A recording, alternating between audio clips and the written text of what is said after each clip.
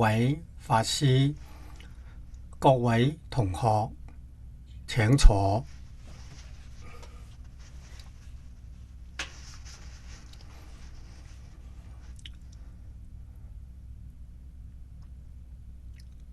請睇無量壽經精華。今日我哋從第47節睇起，第47節，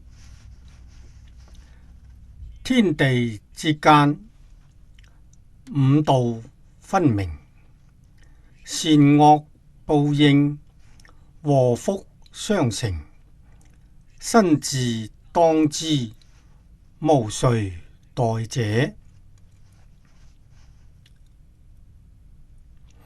呢度係世尊同我哋將五惡講完之後，五惡係因，五痛五燒呢係果報啊！呢幾句總結五惡。天地之間係講宇宙，宇宙之間有無量無邊嘅眾生，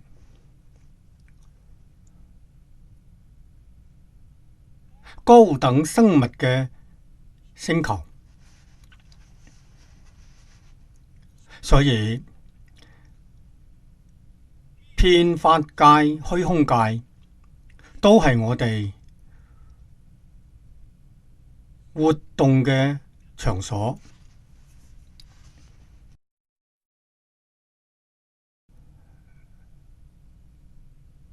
我哋喺華嚴經度睇到，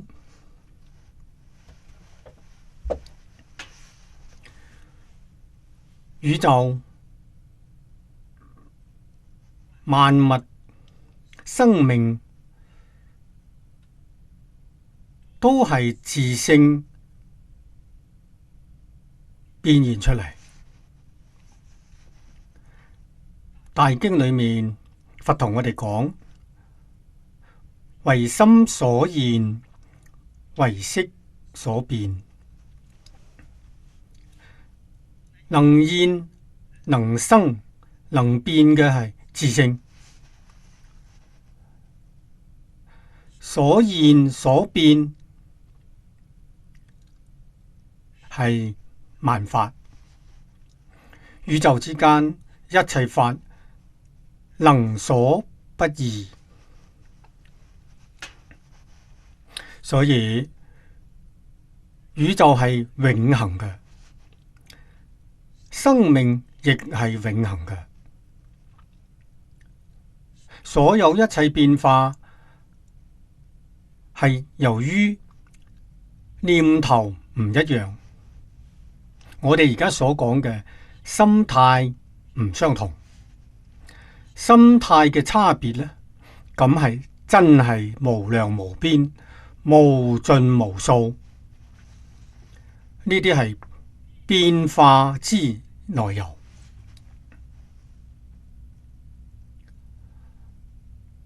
五道就係六道，佢係非常貼切我哋人類嘅境界。人喺五道裏面，佛經上有啲時候講六道，仲有啲時候講七道。咁到底係幾道呢？無論點講法，都係事實真相。講五道係講天道、人道、畜生、餓鬼、地獄呢五道。如果講六道呢，六道就加上阿修羅，加上阿修羅。佛喺《楞嚴經》上同我哋講，阿修羅除咗地獄冇之外，其他四道都有。所以講五道，天阿修羅道歸天道，人阿修羅歸人道，佢歸喺呢五道裏面。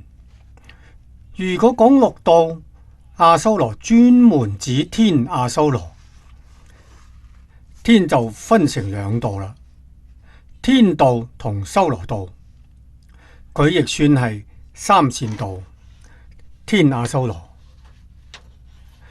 講七道係釋迦牟尼佛喺《楞嚴經》上講嘅，六道之外加上一個仙道，我哋講神仙加上一個仙道，所以無論係講六、講七定係五，都係一個意思。五道分明，呢啲係果報。咁到邊一道？喺佛法嚟講係屬於業力，業力牽引住你入嗰一道，你有嗰一道嘅業，做嘅嗰個業，天佢所做嘅係上品十善，咁就生天。中品十善係人道，下品十善係阿修羅道。實際上佢嗰個下係點下呢？講老實話，佢修嘅善亦係上品嘅，唔係上品嘅佢點能夠生天呢？上品裏面夾雜咗好高、傲慢、嫉妒，佢有呢啲煩惱習氣夾雜喺裏面，佢真嘅修上品十善，所以佢超過人間嘅福報，佢到天上去啦。到天上仲帶住呢啲習氣，我哋喺經論度睇到，世尊有時候提到阿修羅同忉利天天主打仗，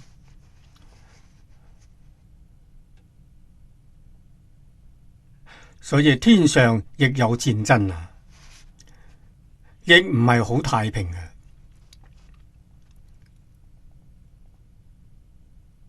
佢哋喺欲界天裏面下面嗰兩層，欲界天有6層。越往上去，德行就越殊勝。大概天阿修羅可能淨係喺忉利天、四王天、地居天，夜摩係空居嘅，唔喺地面上。呢種境界都係我哋冇辦法想象嘅。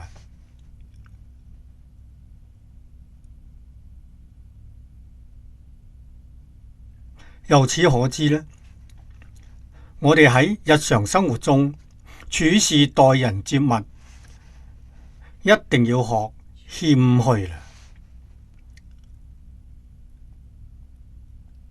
喺佛法度呢，講謙卑，我哋中國儒家講謙讓，對自己絕對有好處。傲慢嫉妒，如果唔係修大福報，一般都係墮到餓鬼地獄。呢一點係我哋唔能夠唔知道噶。人喺呢個世間確確實實有五道分明。呢個意思係同我哋講，人有冇死亡嘅？人道死啦，天道生啦。咁係講六道輪迴啦。六道輪迴俾人發現得好早。乜嘢人發現嘅呢？印度古婆羅門發現嘅。婆羅門教比佛教早，至少要早5000年。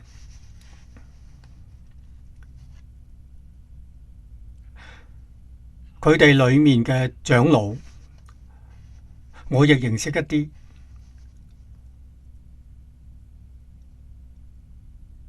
同佢哋傾偈，佢哋同我講，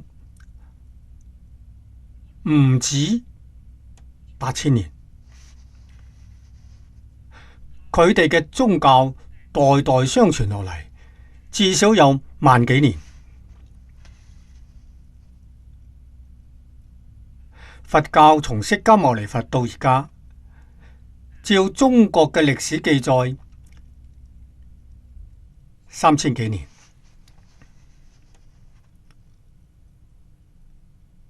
外國人承認嘅，而家都用外國嘅，用國際上大家承認嘅2553年。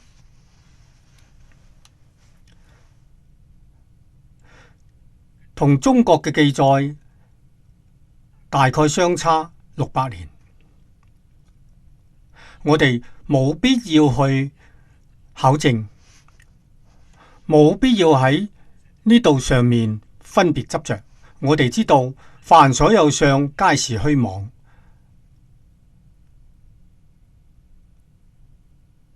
唔好執着呢啲，了解事實真相就好啦。身有生滅，靈性冇生滅，靈性先係真正嘅自己啊！身唔係啦，身係乜嘢呢？身係我所有嘅，好似我哋着嘅衫，我所有嘅，佢唔係我。係我嘅衫，然後你曉得呢個身唔係我，佢係我嘅身，身唔係我，係我嘅身。呢種事實真相搞清楚之後，你就唔怕死啦。點解呢？冇死嘅，死咗之後就換一個身體，換一個境界。呢種事情喺現代西方好流行催眠，中國而家亦有啦，大陸上有，台灣亦有，香港亦應該有催眠術。人喺深度催眠之中，佢能夠回到過去世、過去一世、過去2世。我睇到一個美國醫生嘅報告，佢曾經對一個人催眠，令佢返去好似幾十世。佢嗰個時代好似文明仲未出現。佢確實係個人身，住喺山洞裏面，你睇都仲未有屋，仲未知道點起屋，住喺山洞裏面，大概係4000年，能夠回到咁遠。亦曾經睇到報告，呢個催眠能叫人睇到未來，咁比較少啦，比較難相信。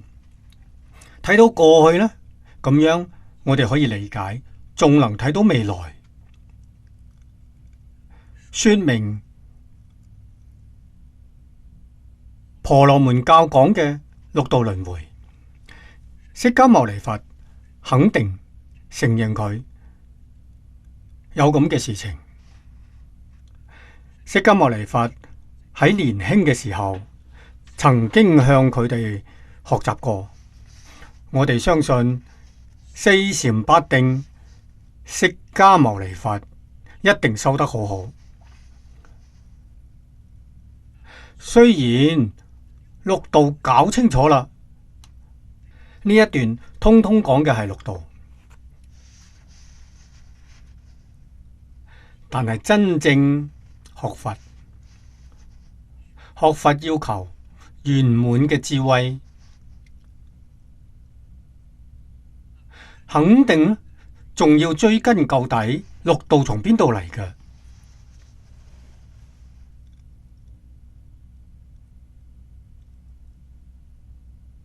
點解會有六道呢？六道之外，仲有冇世界呢？呢啲係大問題啦。呢個問題喺當時印度宗教同學術裏頭都唔能夠解答，所以世尊喺外面參學咗12年，將所學嘅嘢都放下啦。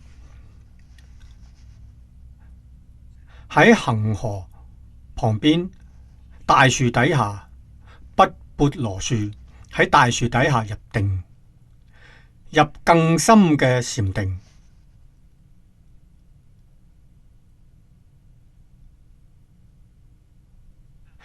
咁就即係中國大乘佛教裏面所講嘅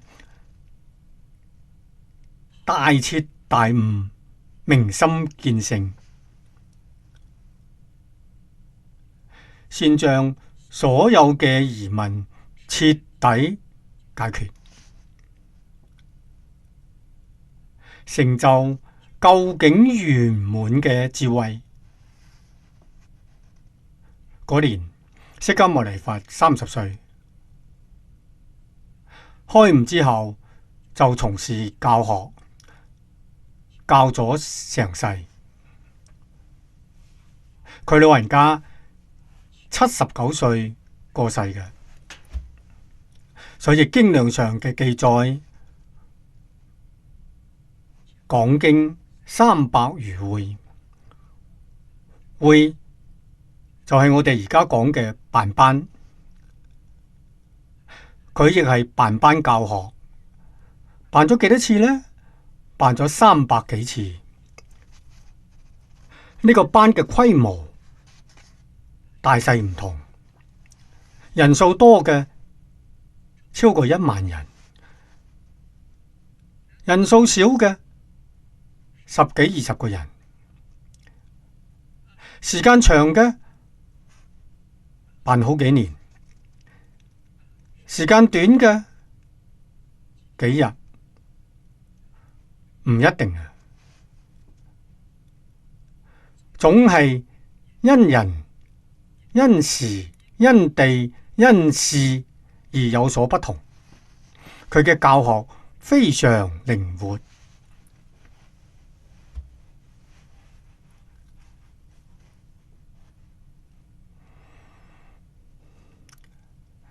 底下同我哋講善惡報應，呢度係講五道現象嘅由來。點解會有五道呢？心善、行為善、感生、人天兩道。咁係善道啦。呢個善有標準，標準就係十善業道。十善業道經，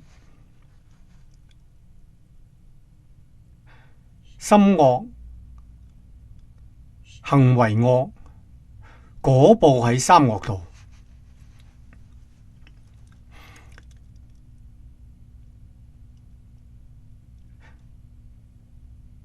地獄、餓鬼、畜生，呢三惡道啊！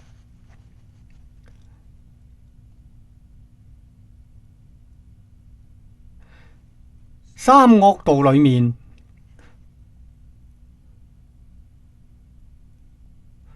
佛同我哋講，係點樣嘅惡業咁得嘅呢？貪嗔癡係三惡道嘅第一個因素。貪欲係餓鬼道，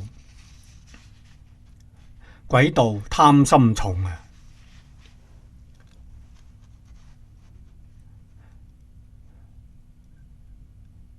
地獄道係嗔迷嫉妒心重，畜生道係愚癡，所以貪嗔癡叫三毒煩惱。佢所感嘅係三惡道。由此可知，三惡道無主，唔係佛菩薩做主，亦唔係上帝做主，亦唔係閻羅王做主。邊個係主呢？自作自受。呢個道理要懂啊！所以佛教弟子、教大眾，時時講勤修戒定慧，息滅貪嗔癡。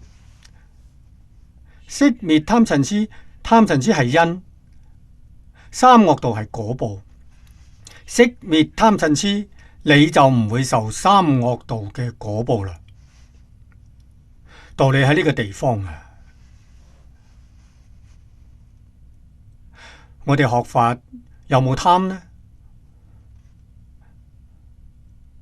學法，我哋世間嗰啲財色名食睡、名聞利養唔貪，貪佛法得唔得呢？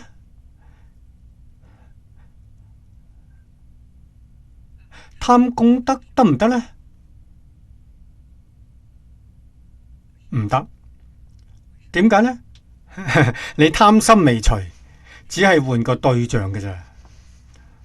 換句話講，你仲係喺三惡道，不過你嘅對象好啲，到惡道裏面去受嘅苦都少啲，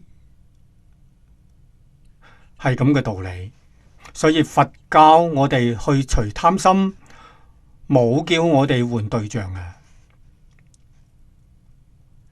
世間法唔能夠貪，佛法亦唔能夠貪。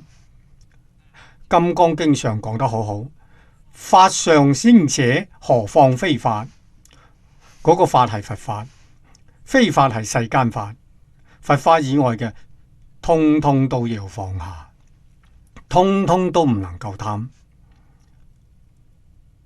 佛同我哋做出榜樣，確確實實一生為我哋示現嘅斷惡修善。斷惡裏面冇貪心，冇貪圖果報嘅心，冇我斷惡我一定會得到好果報，冇呢種念頭。修善呢，亦冇貪心。點解呢？斷惡修善係自己應該做噶。你本性裏面只有善冇惡，習性裏面有善惡，點先能將習性放下，回歸到本性？我哋嘅老祖宗知道，《三字經》裏面所講嘅人之初性本善，所以本善係我哋嘅本性，一切眾生都一樣，諸佛菩薩亦唔例外，都係一個本善。但係習性我哋講習慣啊，咁就唔一樣啦。古人所謂近朱者赤，近墨者黑，你會俾外面嘅環境污染。你見到善人就染善嘅習氣，見到惡人你就會染惡嘅習氣。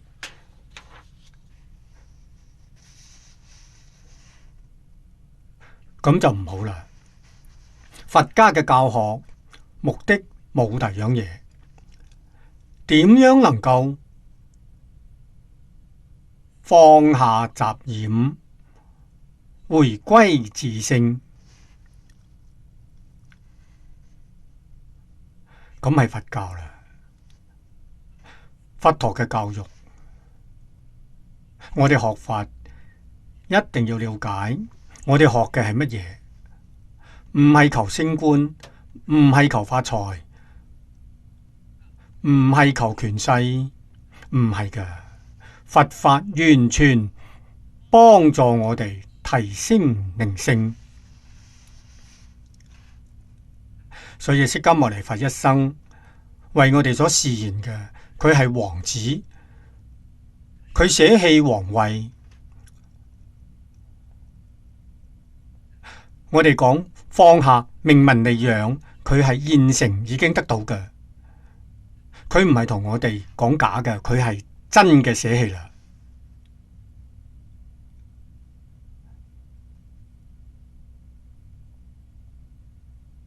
從事多元文化嘅社會教育，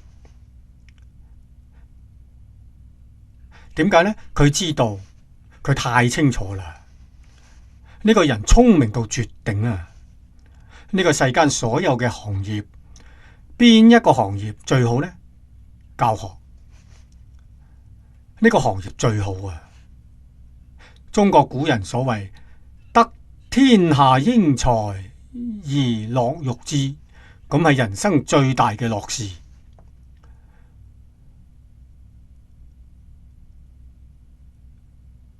所以佢從事教育工作。我哋再回頭睇下呢個世界上其他嗰啲大宗教嘅創始人，幾乎都同釋迦牟尼佛一樣，同樣嘅認知，亦同樣嘅行為，都係從事教育工作。不過宗教同佛教唔一樣，咁就係佛教裏頭冇講神，佛教裏頭亦講咗好多天神、鬼神，但係都係六道眾生，同我哋係平等嘅，冇講神係造物主，神係一切嘅主宰，冇，佛家冇呢種講法。邊個係造物主呢？我哋嘅自性係造物主，一切法唔離自性。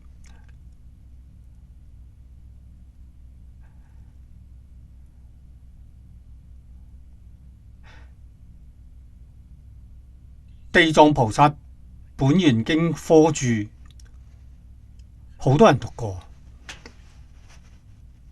我過去講過幾次地藏經，亦係依佢做主要嘅參考資料。佢喺五重言義裏面講性色，講得好完整。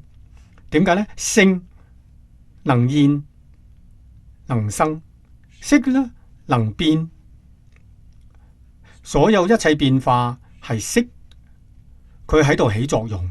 色係乜嘢呢？色係分別執着，分別執着能叫一切現象產生變化。呢個五道就係變化啦。五道從邊度嚟㗎？分別執着唔一樣產生嘅。所以佢講過成色的確講得好啊。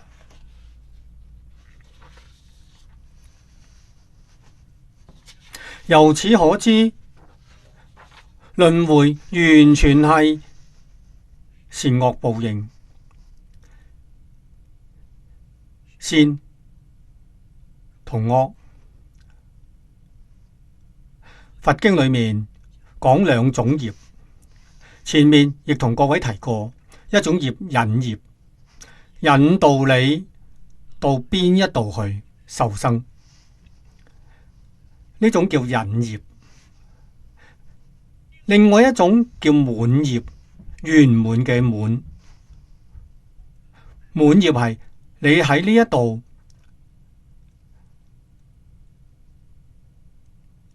呢一期生命過程當中，你所享受嘅貧富貴賤唔同嘅，大家唔一樣。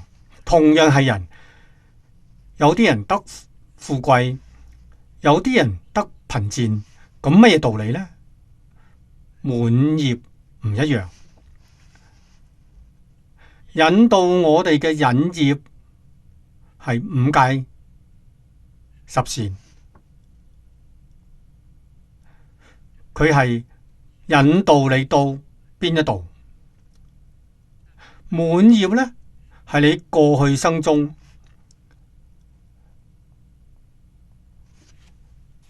對於富貴、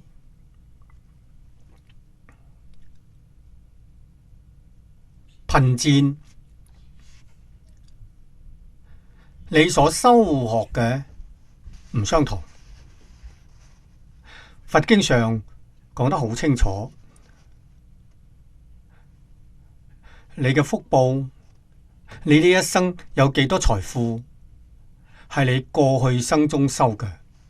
你修嘅大福報，你呢一生就享大福報。福從邊度嚟嘅？中國人講福係講五種，你嘅財係過去生中修財布施得嚟嘅。你嘅布施收得越多，你呢一生財富越多。你嘅心越清淨，你呢一生得嚟嘅好容易。無論從事乜嘢行業，所謂財源滾滾而來，咁係指乜嘢呢？過去生中修布施，歡喜布施，歡喜心。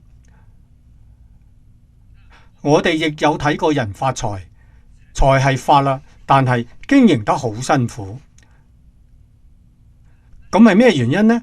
佢亦肯布施，佢唔布施冇財。布施呢？布施之後又後悔，布施之後心度好難過。佢得嚟嘅財係可以得到，好辛苦得嚟嘅。仲有一種布施係勉強嘅，睇到人哋布施，自己唔好意思，唔係自己心甘情願嘅，所以嗰個心態唔一樣。嗰個發財亦唔相同啦，果絕對同因相應。聰明智慧係法布施，健康長壽係無畏布施。我琴日同各位講嘅養老育幼呢個事業，係神聖嘅事業，呢個事業要用孝敬嘅心對老人，仁慈嘅心對細路仔。你來生嘅福報唔喺人間，人間冇咁大嘅福報，至少你要到欲界天去，就享天福啦。就係我哋懂得會做歡歡喜喜咁布施，全心全力咁布施，果報不可思議啊！真做唔好等來世啊！呢一生嘅果報就現前啦。現前無貪心，現前點做呢？再布施啊！所以佛門講捨得，捨得兩個字係佛家嘅術語，而家社會上大家用得好多。捨得有兩種意思，第一種意思同你講，你只要捨，你就有得，捨財得財，捨法得聰明智慧，就有得。得到之後，第二個意思，捨，將你所得到嘅嗰啲亦叫捨。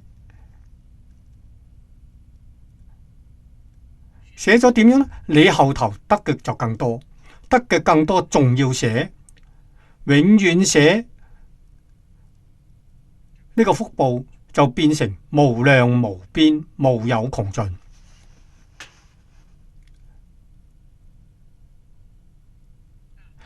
但係世間人佢冇呢種智慧，佢唔了解事實真相，佢一發財心裏就歡喜，冇發財嘅時候仲會捨，發咗財之後佢就唔捨啦。增長貪心，好似財富佢聚集嘅越聚越多，唔肯施財。施嘅時候點樣呢？施嘅時候一定有條件，同佢有利益，佢就施；同佢冇利益，你揾到佢好勉強咁布施一啲，咁我哋就知道佢呢一生嘅財富，無論得到幾多，享盡啦，佢壽命到啦，佢帶唔走啊！邊個攞咗去呢？咁係欠人嘅，係還債嘅，佢自己帶唔走。來生呢？來生佢冇財富，所以我哋睇到有好多所謂大慈善家，佢所做嘅嗰啲慈善事業，你睇冇離開名利。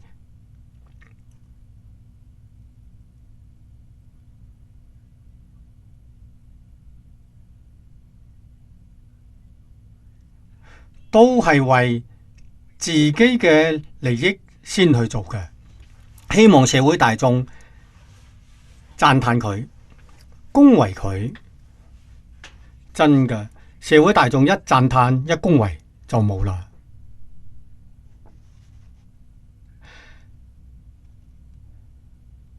起一棟大廈，標上自己個名。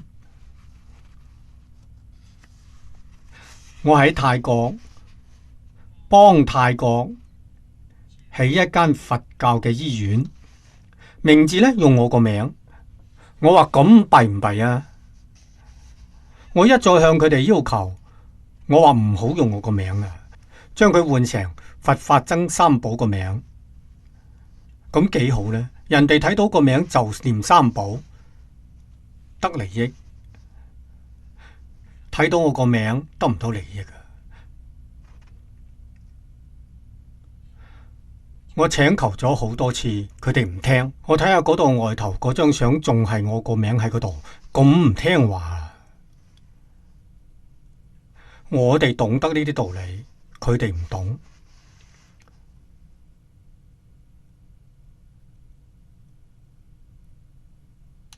我哋希望社會大眾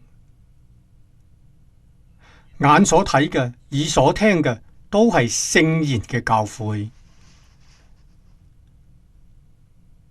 深深印喺我哋個心度。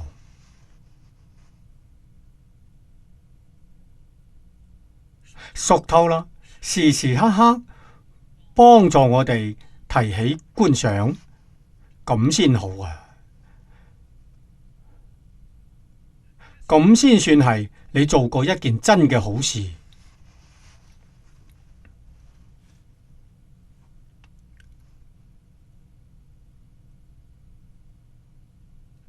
嗰間醫院招牌唔換，以後我再唔去嗰度啦。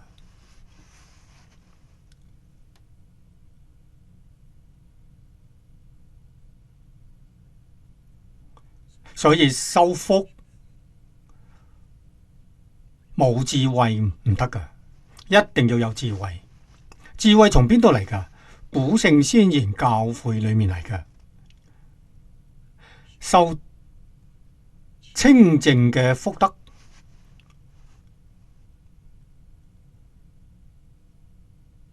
絕對冇煩惱習氣夾雜喺裏面，咁純啊，純正純善，呢啲係我哋應該要學嘅。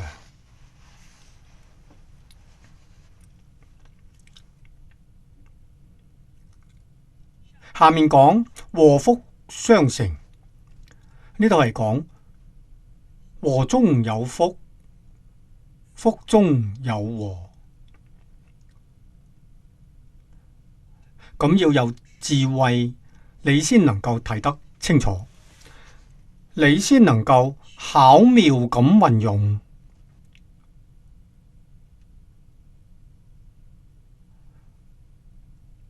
禍中有福，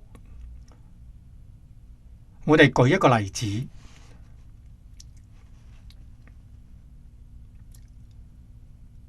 喺中國學佛嘅同學大概都讀過《金剛經》。《金剛經》上曾經提起忍辱仙人被歌利王割截身體，遭遇到咁大嘅難。歌利係梵語，歌利王如果從意思上翻成中文嘅話，叫暴君。王係君王，歌利係殘暴暴君。忍辱仙人係釋迦牟尼佛嘅前身，佢喺度修菩薩道，特別修忍辱波羅蜜。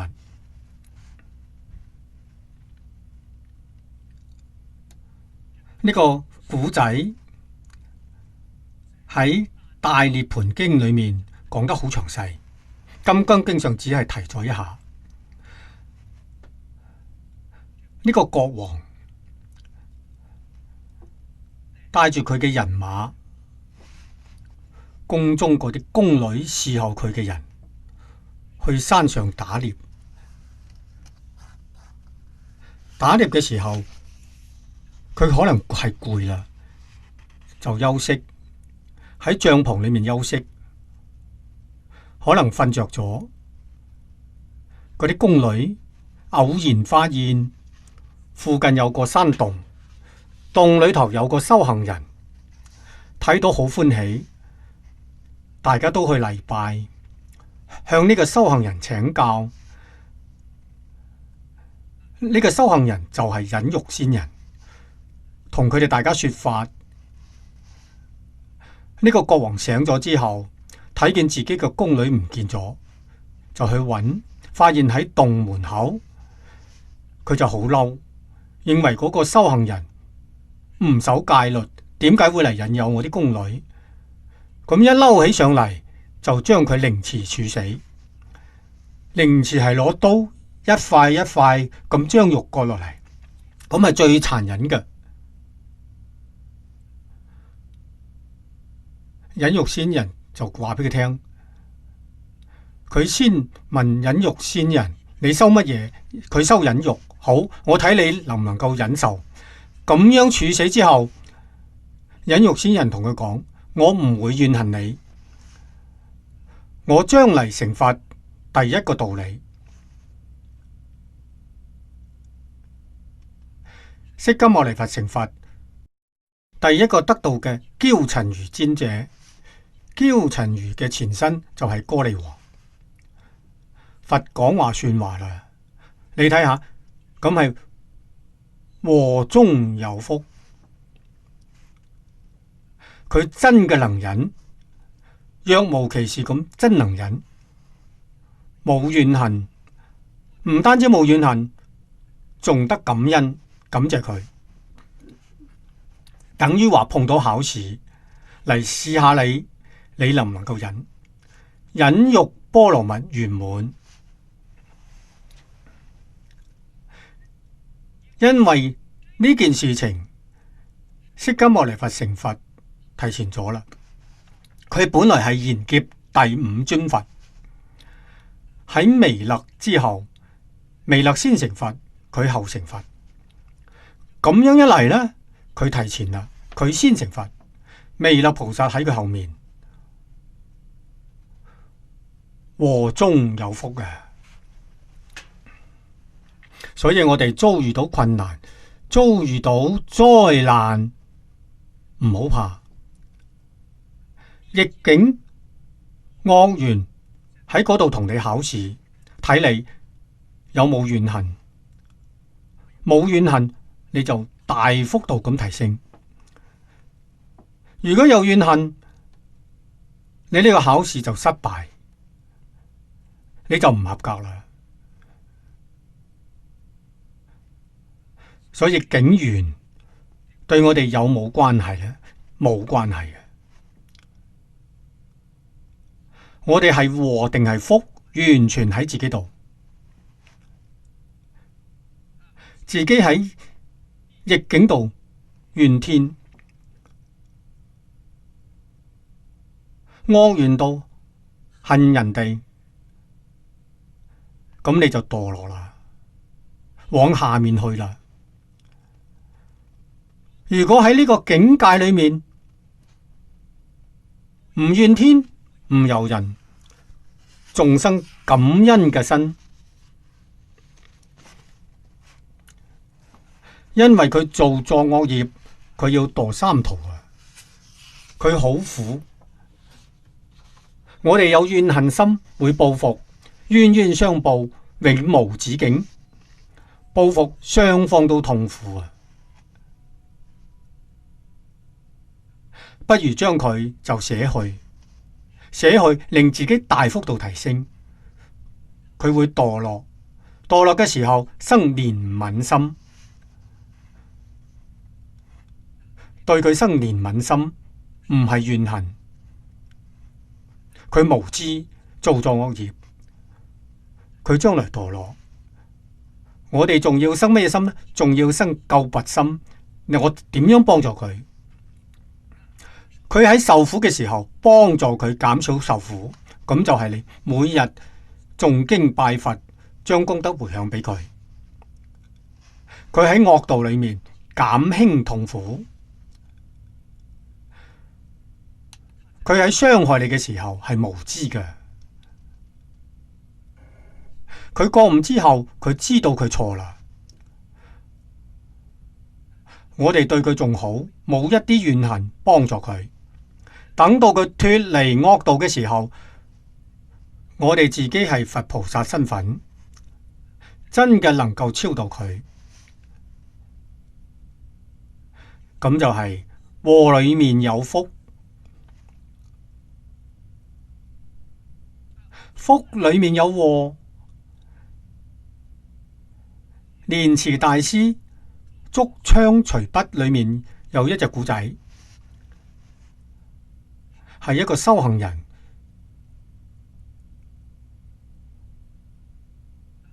住喺山上，亦有10幾年未落山。以後被人發現呢個人有道有學，禮請佢落山去弘法。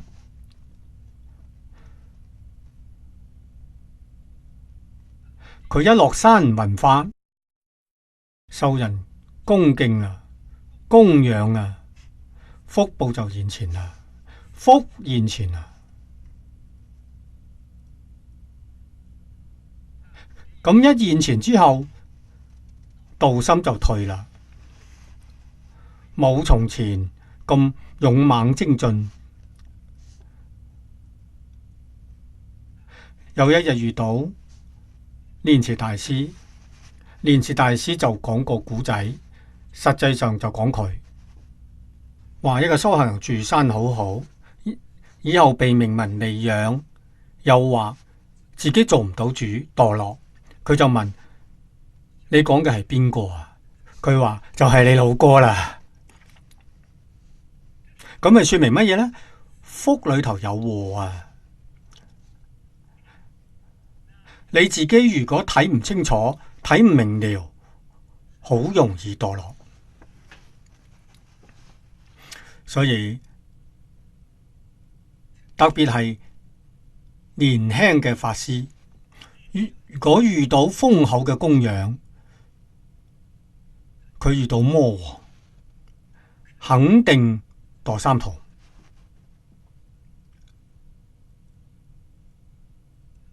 就算講經說法講得好好，亦唔例外。我哋喺安世高傳記度睇到一個例子，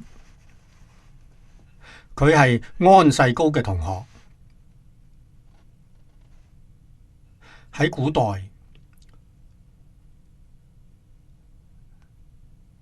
佢做龍王。宮廷湖就係而家嘅江西鄱陽湖旁邊一個湖仔，佢喺嗰度做龍王。安世高佢係得道嘅高僧，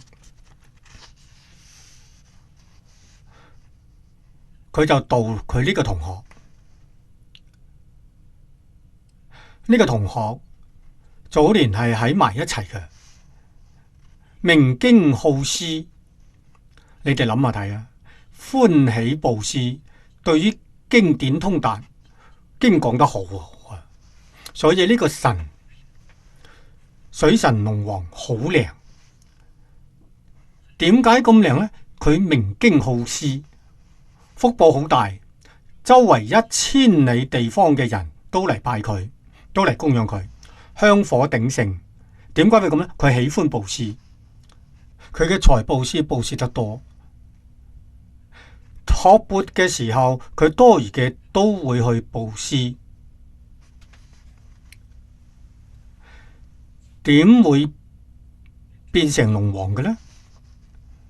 嗰個時候每日食飯去托缽，托缽托嚟嘅飯菜唔多合胃口，心裏就會有啲難過。就係咁嘅原因。佢唔能夠上升墮落啦。龍王係畜生道，好在佢個同學成就啦。同學知道咗，所以安世高係中國翻譯經典。佢嘅工作告一段落之後，就到宮廷湖去度佢，去探佢。佢知道佢託夢俾呢班廟嘅主持，同佢講，聽日佢有一個同學嚟探佢，好好咁招待。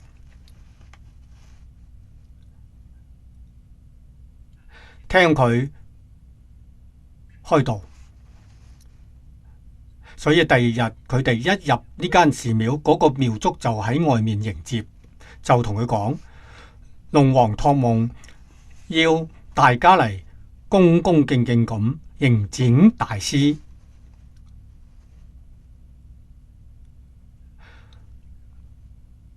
安世高入到大殿，同佢誦經念咒，然後請佢出嚟俾大家睇下。佢唔好意思。安世高話一定要出嚟，等大家知道業因果報，咁至係你嘅真正懺悔，教化眾生。佢出嚟啦，出嚟係一條大蛇，所以嗰個地方而家仲叫蛇村。仲叫蛇村啊！佢將嗰間寺廟裏面所有嘅財產都送俾安世高，請安世高去起一間寺廟。呢間寺廟起喺而家嘅南昌，叫大安寺。嗰啲起寺廟嘅錢就係龍王捐出嚟嘅。安世高同大家講，呢個龍王以前嘅錯誤就係托缽嘅時候，菜飯唔好食嘅時候，心裏難過，就咁樣嘅果報，墮喺畜生道，墮喺畜生道裏面就做罪業。佢嗔恨心好重，來往行船嘅人如果唔去拜下佢，佢就會將你隻船整沉。所以人都要到廟裏面去拜佢。佢的確好靈驗，咁係指乜嘢呢？做龍王係享福，福中有禍。佢知道做嘅嗰啲罪業死咗之後，呢個龍王死咗之後必定墮地獄。遇到安世高嚟救佢，安世高裝住嗰啲財物，繼續向南行，就到咗而家嘅南昌。行嘅係贛江，喺船上大家都睇到有個年輕人企喺船頭度，向安世高拜咗3拜，之後就唔見咗啦。安世高話嗰個年輕人就係龍王，佢已經脫離蛇身，脫離蛇身生忉利天。有咁嘅一段古仔。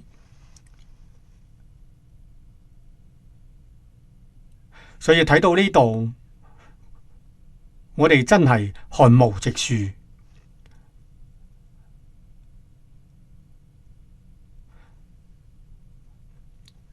喺通常嚟講，咁能算係乜嘢過失呢？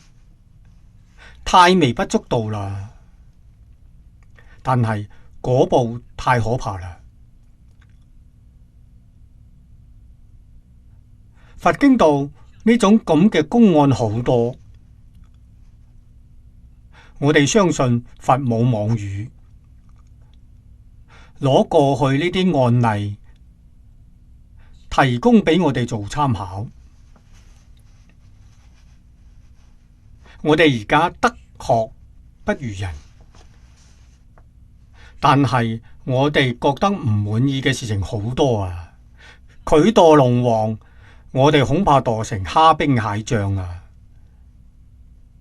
得唔到呢個地位，你就知道因果可畏啊！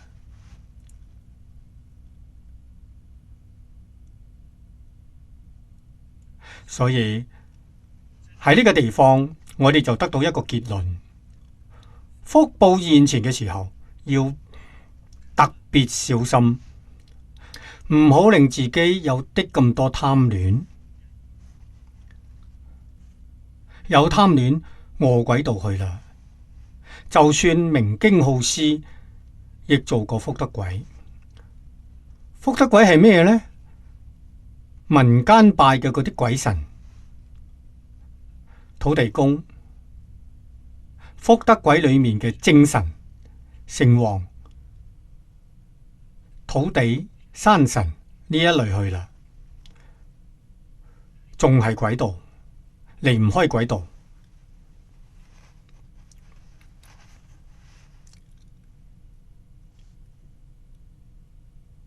逆境惡緣絕對唔能夠怨恨生，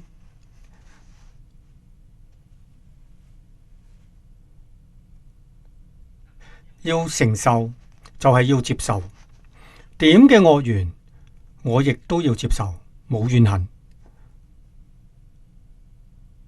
我哋念佛人心裏面只念阿彌陀佛，求生淨土，必定得生啊！總而言之，一定要記住，絕對唔同人結冤仇。佢睇我唔順眼，我哋諗到我呢一生冇得罪過佢，可能係前世，因果通三世，無緣無故對你冇禮，咁肯定係前世因果。呢種事情喺平常會見到，你只要留意諗下，我哋到外面去行一圈，有啲時候碰到人，陌生人都唔認識嘅，見到你笑下，點下頭，善緣。有啲時候碰到掘你一眼，睇你好似好唔如意，咁係咩呢？咁係惡緣。可能我哋第二次就遇唔到啦，就一念之間，你就能夠睇到善惡唔一樣，所以都要用歡喜心、恭敬心去接待。佢掘我，睇我唔舒服，我同佢阿彌陀佛，咁回報就好好啦。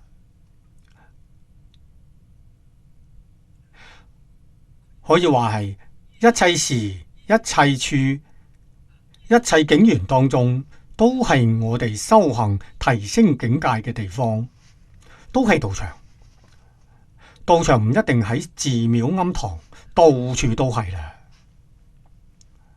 我哋先能成就道業。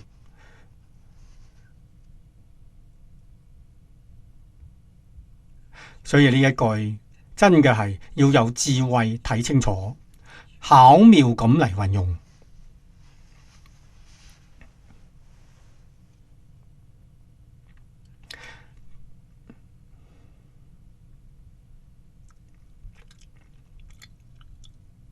睇到貧苦嘅人，特別係自己喺困境裏面，我哋學佛嘅人真嘅了解，放下萬緣，老實念佛，求生淨土，咁唔係個好好嘅增上緣咩？所以有好多同學問我，我都同佢哋講，我哋生喺呢個時代係好好嘅，好幸福嘅一個時代。點解災難會咁多？社會會咁混亂？你對呢個世間毫無留戀，剛好到極樂世界去啦。如果呢個世界太平盛世，你生活喺裏頭，你對佢貪戀，你唔想往生啊，咁就將你呢一生做佛嘅機緣錯過啦。所以牛益大師講得好好啊，境緣無好醜，境係環境，物質環境，緣係人事環境，人事環境同物質環境冇善惡，冇好醜，好醜喺人心，喺自己嘅心。我哋用清淨心嚟對，都係好嘅。順境好，逆境亦好，用清淨心嚟對待，好人好，惡人亦好，冇一樣唔好。如果我哋唔清淨，用傲慢、嫉妒、障礙，咁乜嘢境界都唔好，都係幫助我哋往下墮落嘅。我哋要明白呢種道理。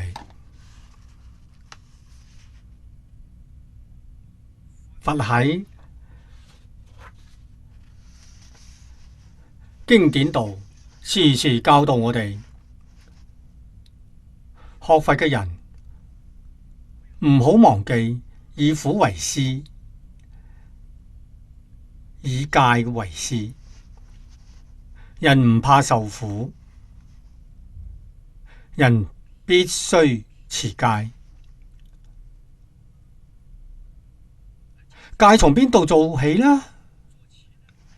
一定從《弟子規》做起，千祈唔好忽略《弟子規》。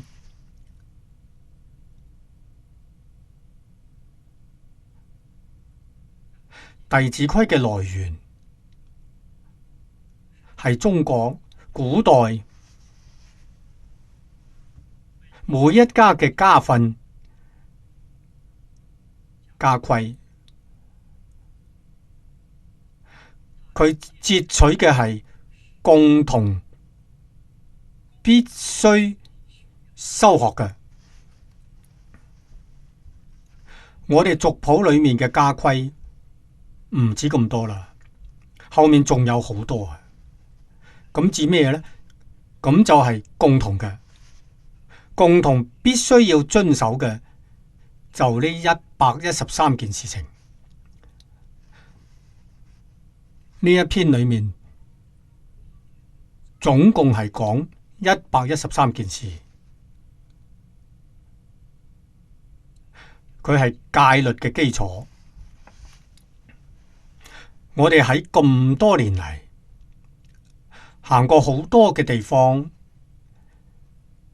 接觸到各地學佛嘅同修，我哋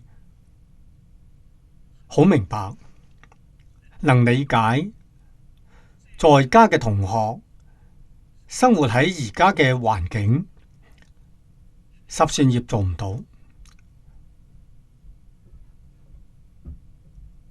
出家嘅同學三昧律儀未做到，所以佛教衰落。點解衰落呢？道理喺呢度啦，戒律冇啦，佛就冇啦，禮冇啦，儒就冇啦，善冇啦，道就冇啦。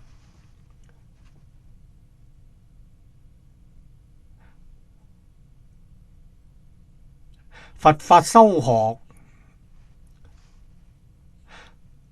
佛喺經典度同我哋講，佛子不先學小乘，後學大乘，非佛弟子。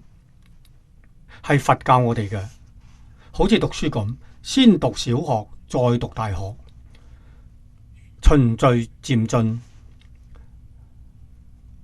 我哋而家唔要小乘，直接入大乘得咩？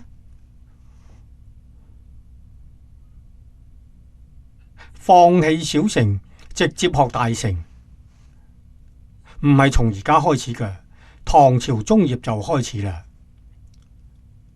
但係人哋小乘放棄啦，佢用儒用道代替小乘，所以佢能成就啊！我哋而家儒亦唔要，道亦唔要，小乘亦唔要，一開頭就係大乘，所以學成世都冇成就。只要我哋細心觀察，太多太多啦。咁點好呢？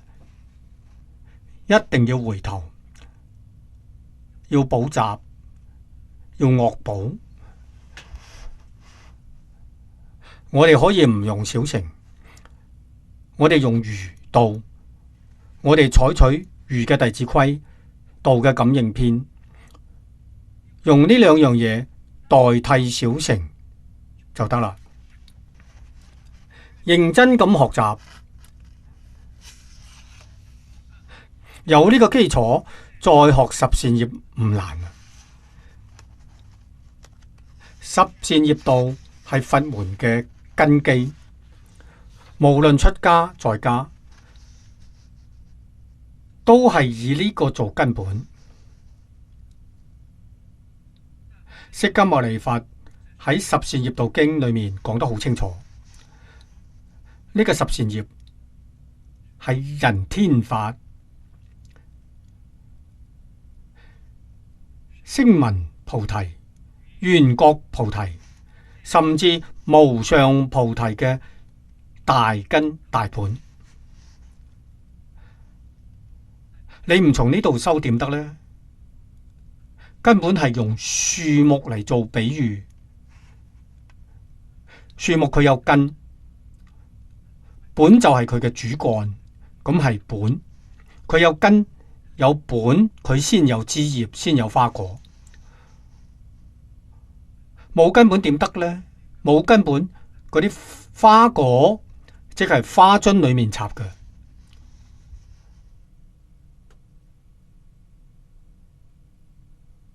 我哋而家一般人喜歡欣賞花樽嘅，唔知道真正去扎根，過失喺呢個地方啊！所以一定要從根本去修，儒釋道都要從根本。喺中國過去確確實實，老祖宗嘅教學發揮咗好大嘅作用。幾千年嚟，每一個朝代都有聖賢出世。喺佛門裏面有高僧，有高士，在家嘅居士有成就嘅。點解呢？根扎得好，扎根嘅教育係由細開始，細到咩時候呢？啱啱出世嘅，生落嚟嗰一日，媽媽就教佢啦。媽媽點教法呢？你要知道，蘇蝦剛生出嚟，佢個雙眼一睜開，佢會睇，佢隻耳仲會聽。佢雖然唔識講嘢，佢已經喺度睇，喺度聽，喺度模仿。所以父母喺佢面前言談舉止都印喺佢嘅阿賴耶識裏面。咁睇咗3年，聽咗3年，接觸3年，根深蒂固啊！所以媽媽喺 BB 面前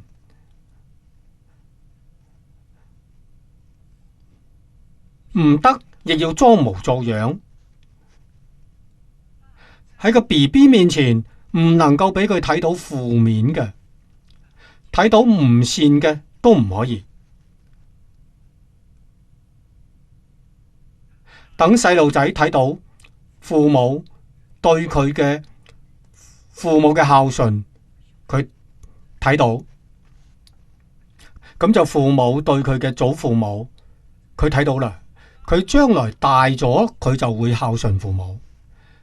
佢係咁樣學嘅，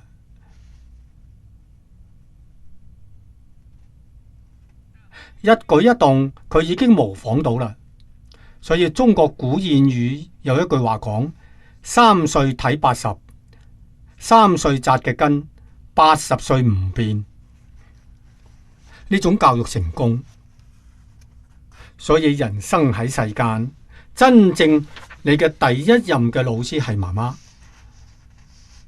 媽媽喺過去唔一定讀書識字，冇讀過書唔識字，佢好會做人，佢好懂得孝順，咁係佢上一代教嘅，世世代代要將做人嘅道理教好，咁就係《弟子規》。所以《弟子規》唔係讀嘅，唔係講嘅，係做出嚟俾仔女睇嘅。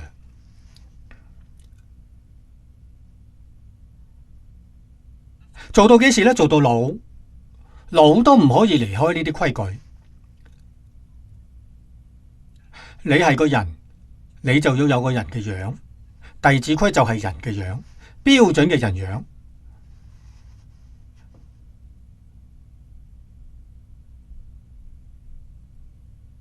違背咗真嘅，失去人格。喺佛法度講，來生就唔能夠得人生。我哋講嘅引業，引導我哋到邊一度去，甚至滿業，通通喺裏頭。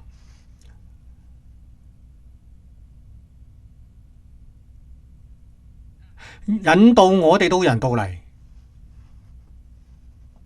係5戒啊！唔殺生係仁，唔偷盜係義，唔邪淫係禮，唔飲酒係智，唔妄語係信。你睇仁義禮智信，老祖宗講嘅五常啊，全喺《弟子規》裏頭。你細心睇下，五倫、五常、四維、八德，全喺裏頭。《弟子規》落實咗中國傳統文化嘅總綱領啊！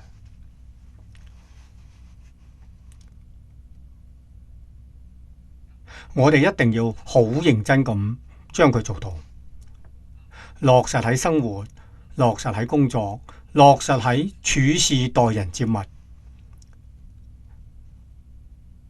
咁你係個標準嘅中國人。現在人講覺得驕傲錯啦，我哋要講謙虛，唔好驕傲。感到做中國人驕傲，咁就唔好啦。咁你裏頭又犯咗過失。做人要謙卑，要懂得尊敬人哋，關懷人哋，照顧人哋，同人哋互相合作，先能造成一個美好嘅社會。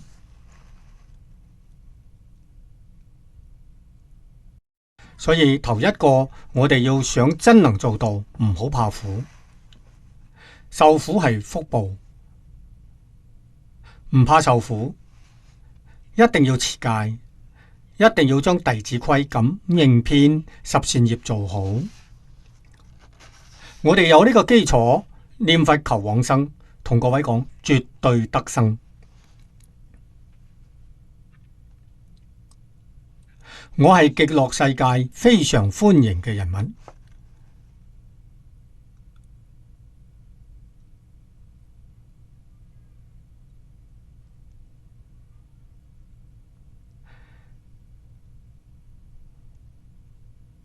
真正覺悟啦，真正明白啦，一定要選擇極樂世界。點解呢？極樂世界能幫助我哋一生證得究竟圓滿。喺佛法嚟講，成佛啦。成佛，好多人唔懂得點解要成佛。佛係乜嘢？佢唔知道。我哋講證得圓滿，乜嘢圓滿？智慧圓滿啊，德行圓滿啊，才藝圓滿啊，福報圓滿啊。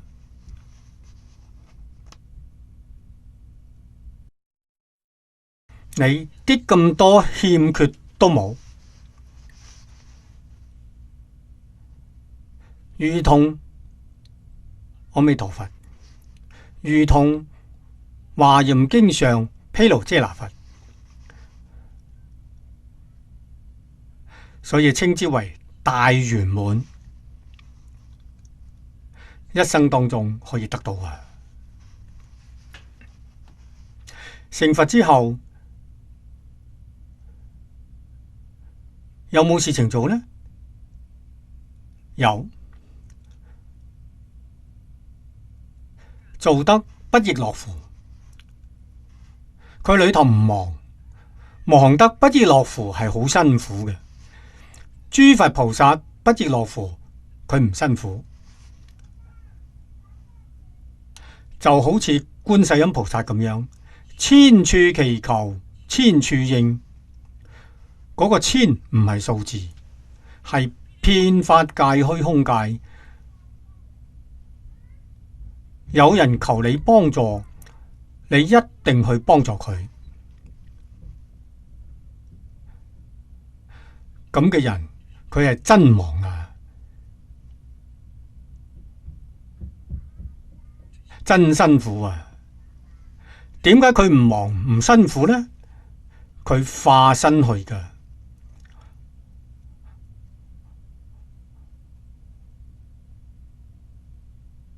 無量無邊嘅化身，同時去應。喺邊度化身？就喺嗰個求嘅人，嗰個求嘅人面前，楞嚴經上所講嘅呢個化身，當處出生，隨處滅盡，佢嚟幫助你，佢嚟幫助你。點解話佢唔忙呢？佢冇起心，冇動念，起心動念尚且冇，佢點會有分別執着嘅？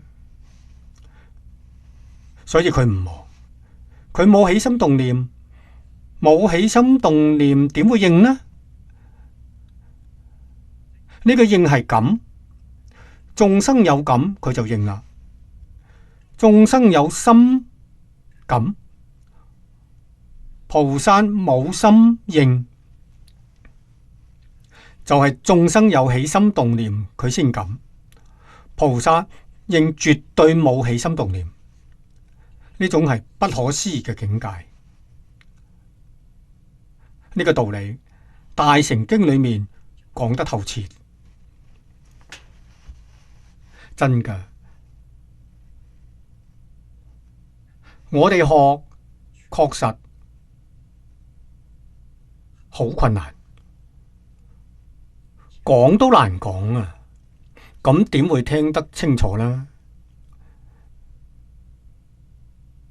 所以呢，最近呢幾年，我哋發現日本江本博士做嘅水實驗，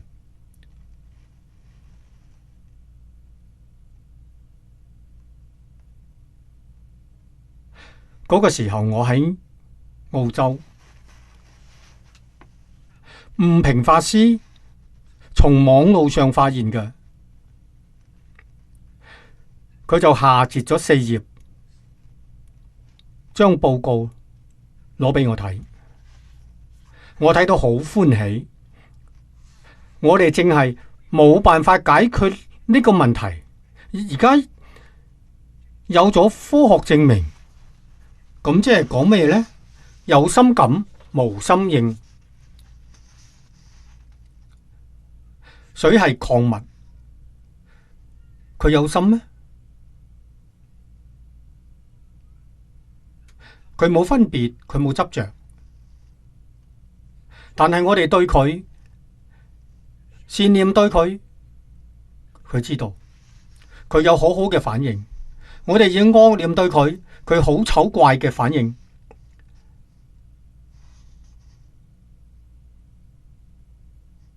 實驗咗幾萬次，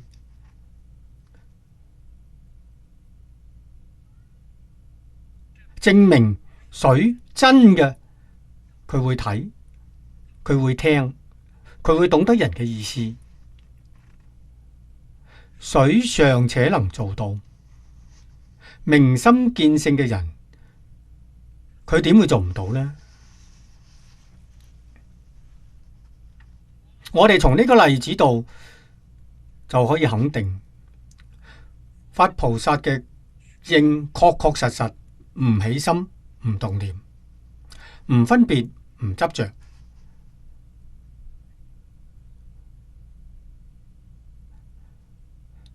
咁先叫得大自在啊！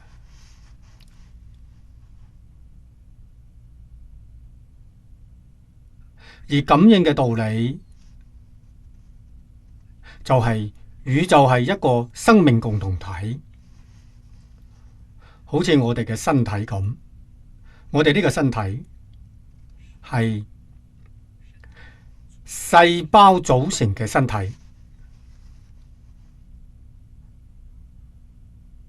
嗰啲細胞數量就好多啦，係呢啲細胞嘅共同體。任何一個細胞有咗狀況，你都能感覺到痛恨，你都會感覺到。所以到明心見性嘅時候，先知道天法界、虛空界同自己係一個生命共同體。所以遍法界、虛空界，邊個地方有少少事情都知道，自然就有應。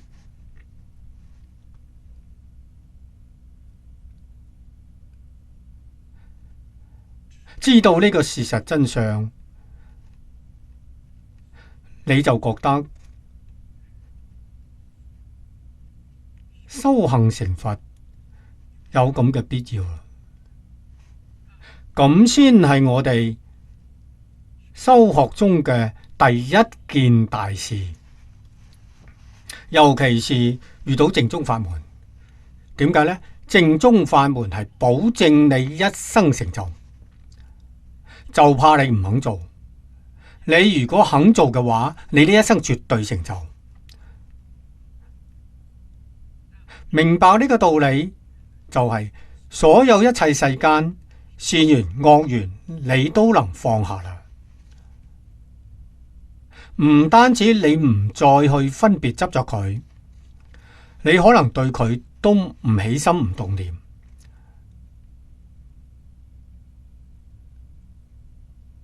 一切善惡喺你面前，就好似水裏面嘅水泡一樣，佢自然就冇啦。唔使去理佢，自然就冇啦。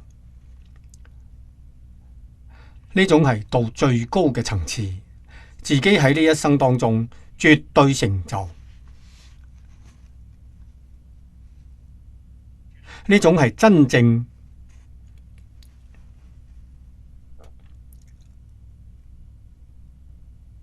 懂得處理禍福嘅最高指導原則。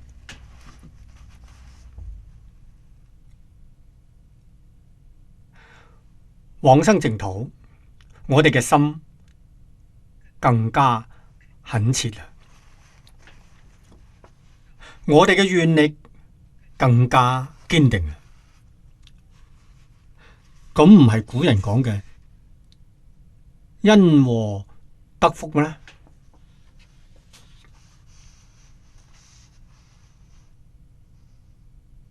從另外一方面嚟講，呢個世間有好多好多嘅富貴人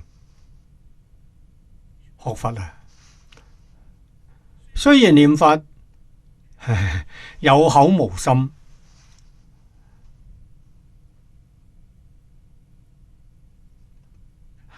富貴人喜歡做佛事活動，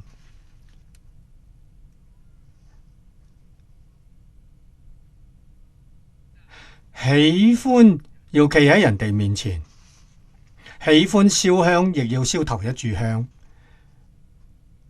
燒第二炷香佢就唔高興啦。所以寺廟已經定出規矩，第一支香幾多錢，第二支香幾多錢，佢有價碼嘅。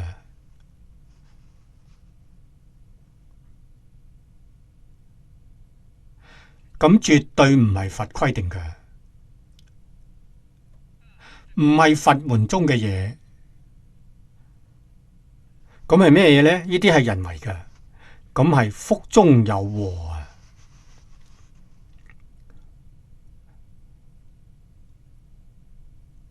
出家人點解要咁做呢？在家人叫佢做，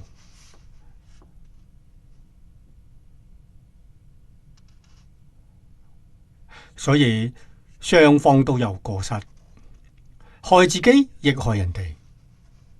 仲有一個破壞佛教形象嘅呢個罪名重大啦！呢個罪名係墮阿鼻地獄，令社會大眾睇到呢種形象嘅時候唔敢學佛啦。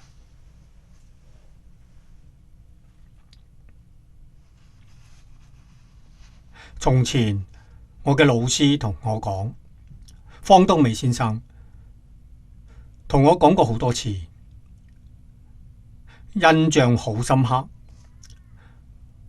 佛教如果想再復興，一定要恢復叢林制度。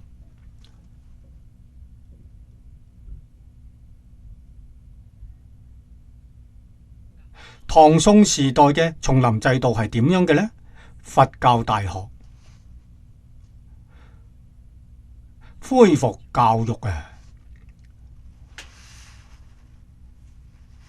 叢林係學校，叢林嘅主席叫方丈，係校長啊。首座和尚係而家學校嘅教務長，維羅斯係訓導長，當家師叫監院總務長。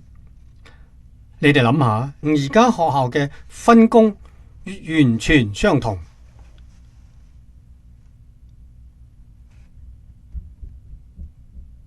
下面嘅執事睇呢個叢林規模大細，越大分工就越細，所以佢係教育，佢係教學。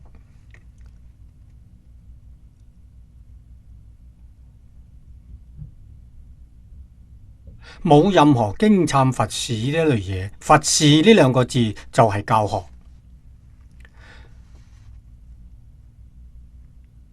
用而家嘅話嚟講係教育。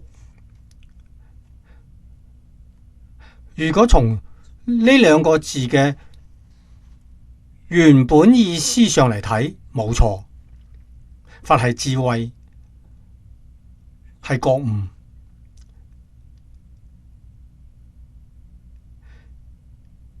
事就係我哋嘅工作，呢啲係屬於智慧嘅工作。覺悟嘅工作，佢上堂係覺悟嘅工作。呢兩個字嘅意思冇錯啊！而家講到佛事都指乜嘢呢？都係講經懺，為死人服務，唔係為生嘅人服務。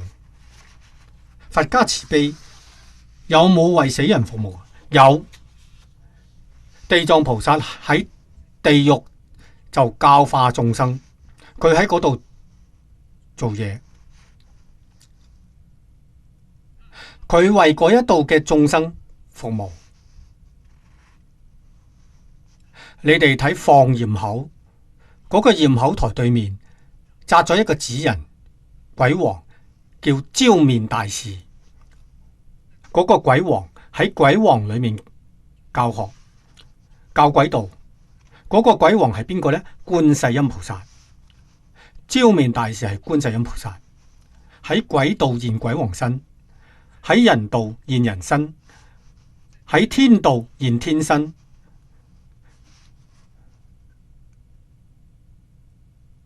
佢唔係一個身，佢有無量身啊！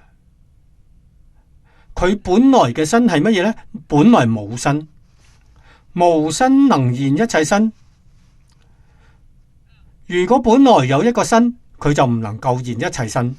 我哋而家唔能夠現一切身，認定呢個身係本身，所以就唔能夠現第二個身。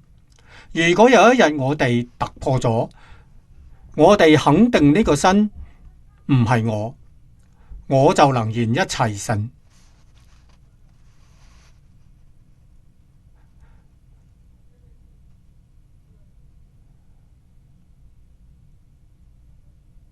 所以而家搞顛倒啦，佛門先衰啊！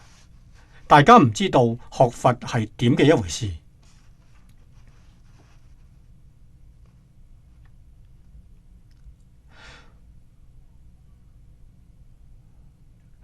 富貴人學佛係有困難，點解呢？而家善知識真嘅係太少啦，所以有口無心，迷戀娑婆世界，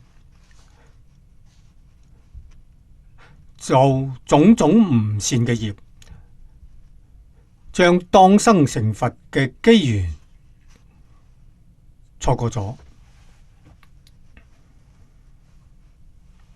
後面講身自當知，無誰代者，呢種事情自作自受，冇人能夠代替。如果有人能代替，佛菩薩大慈大悲，佢如果唔代替我哋，慈悲喺邊度啊？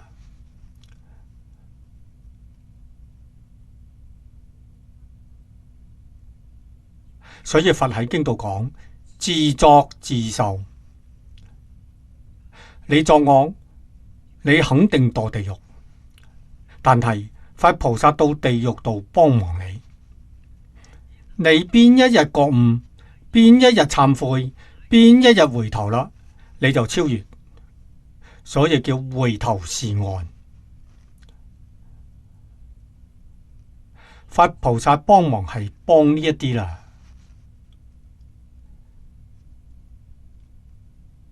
只能將事實真相同你講。你當前得樂，樂從邊度嚟㗎？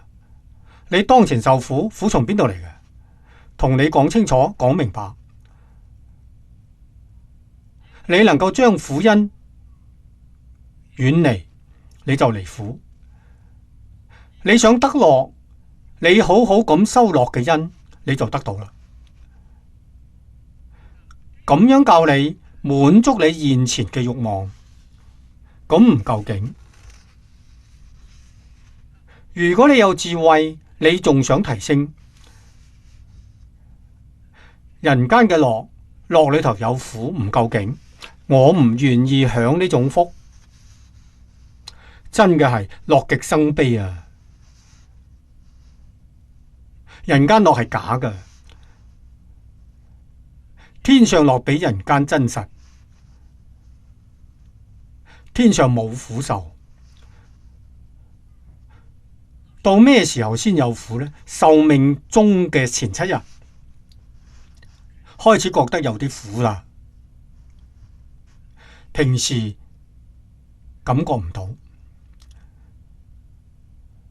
永遠唔衰老，呢啲係天人啊！天人到咩時候老？壽命中嘅前7日，突然之間老化，佢一老化就曉得壽命到啦。嗰個時候佢亦恐懼，冇辦法，佢仲係要墮落。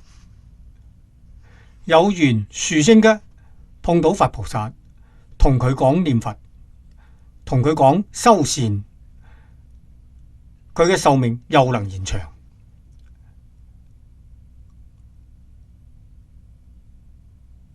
呢啲係佛喺經度同我哋透露嘅信息。我哋再睇下面呢一節，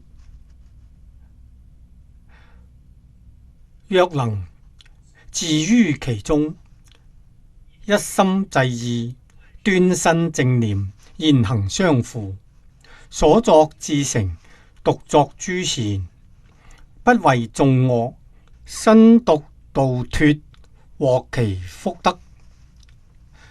呢段係世尊喺呢一品經裏面最後勸導我哋嘅話，我哋要記住啊！若係假設能自於其中，即係話喺我哋現前呢個複雜惡劣嘅五濁惡世之中，最重要嘅係乜嘢呢？一心濟意，意係念頭。點樣將呢個念頭克制住？惡嘅念頭唔好俾佢生。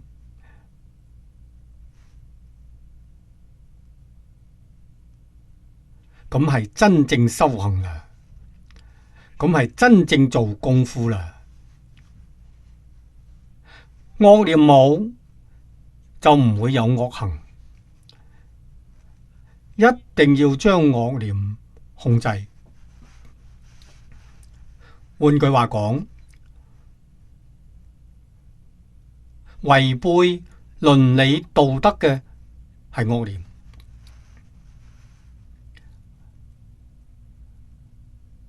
違背佛菩薩教誨嘅肯定係錯誤念頭。每日要親近聖言。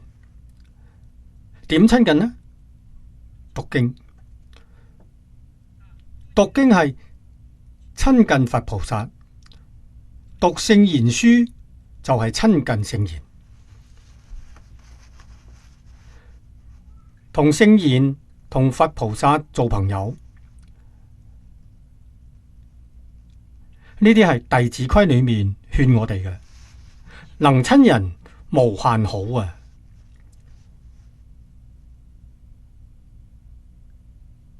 攤開經卷就係親近聖言。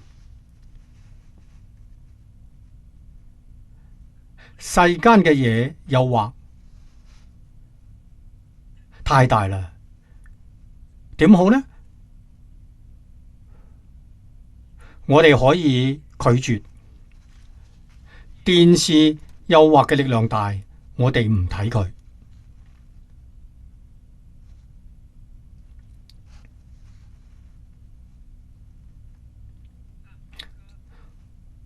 報章雜誌誘惑力量好大，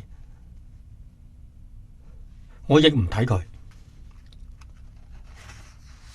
我拒絕嗰啲媒體，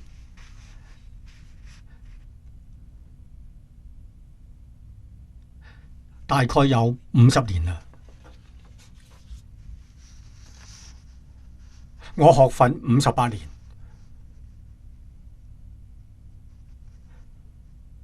最初仲睇下，以後就唔再睇啦。出家之後就再唔睇啦。我學佛7年出家嘅，唔再接受呢啲污染啦。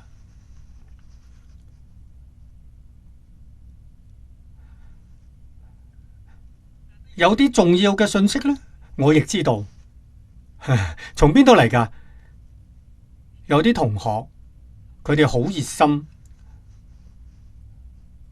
而家多數從網路度重要嘅嗰啲信息，下次一啲送俾我睇。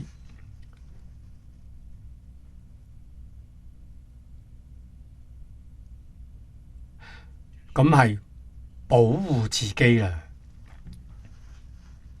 熱鬧嘅場合絕對唔插足。我哋嘅生活範圍好細，城市好大，我哋住喺裏面其實非常陌生。我認識一條路，就係住嘅地方到道場講經，就呢一條路比較熟悉，其他嘅路都唔認識。所以生活越單純越好。點解呢？你問我今日點啊？今日天下太平，冇事啊。如果你去接觸嗰啲媒體，天下大亂。所以我呢一生日日過太平盛世。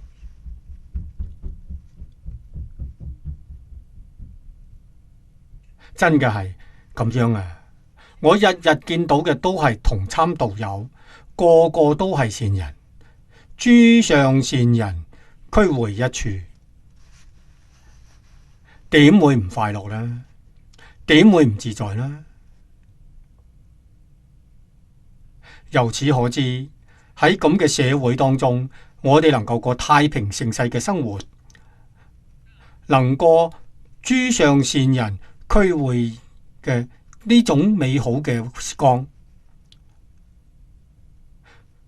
都要自己能夠一心制意，你就做到啦。端身正念，端係端正，守法守禮，絕對遵守弟子規、感應篇、十善業嘅教誨，將佢落實喺生活，落實到工作，落實到處事待人接物，咁就係端身正念。正念裏面，尤其是念念唔好離開阿彌陀佛，確確實實將阿彌陀佛放喺心上，心裏除阿彌陀佛之外，乜嘢都冇，連父母親人都唔好要，係好似咁嘅樣，但係咁係真正孝順父母，真正對親人好。點解呢？我到西方極樂世界做佛，無論你喺邊個地方，我都能睇到你，我都能照顧你，我都能幫助你，我都能孝順你。萬一去唔到西方極樂世界，人一死咗之後，各人行各人嘅路啦，再碰唔到啦，見面亦唔認識，咁真㗎。而家我哋時時聚埋一齊，緣分好深啦。如果有人同你做一次深度嘅催眠，你會發現而家我哋聚埋喺一齊嘅人，好幾世之前我哋亦喺埋一齊嘅。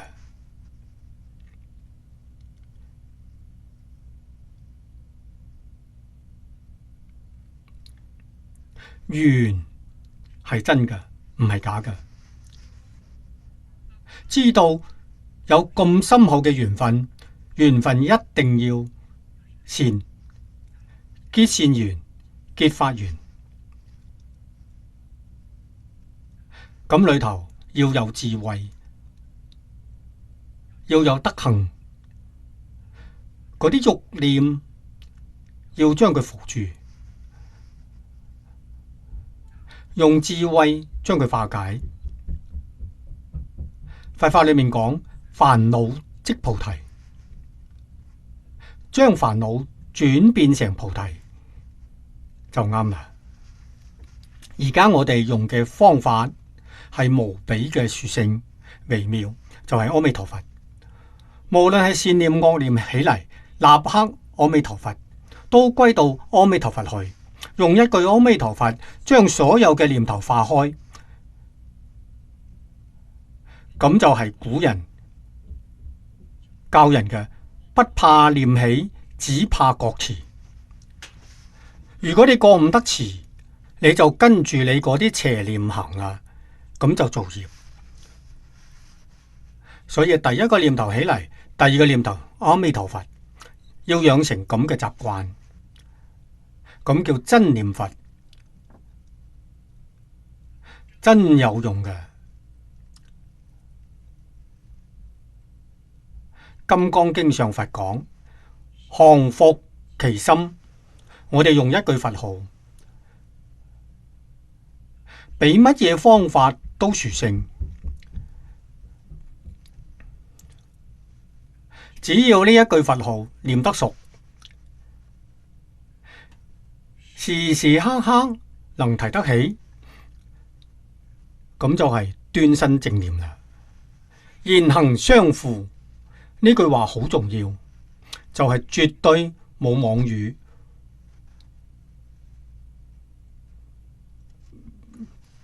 冇兩舌，兩舌係挑撥是非。我哋如果聽人哋嚟挑撥是非，用咩方法去對待呢？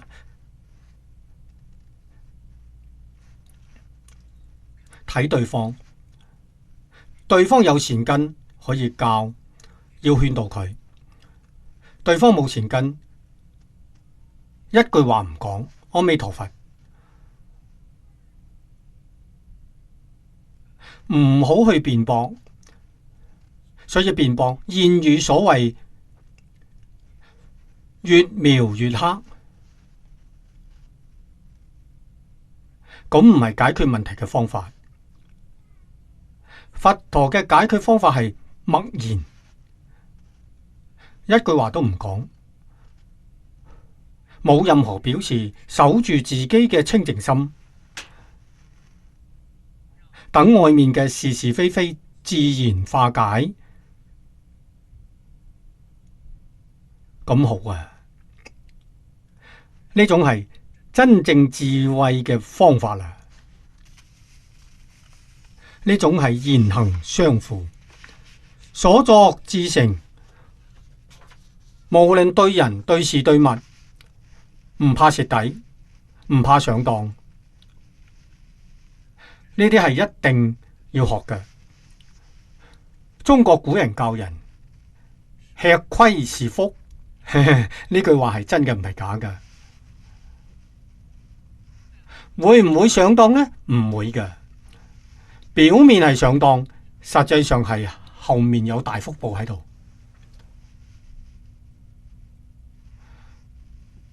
我哋學佛之後，了解三世因果，先真正知道世間冇一個蝕底嘅人，亦冇一個上當嘅人，冇佔着數嘅。點解呢？來世要報啊！欠命要還命，欠債要還錢，還嘅時候仲要俾啲利息。你邊會蝕底㗎？所以一定要曉得因果通三世。我哋喺呢個世間同人相處，心就平啦。對人對事，先能真正做到公平。公係咩呢？無私啊！無私就公啦，冇分別執着就平啦。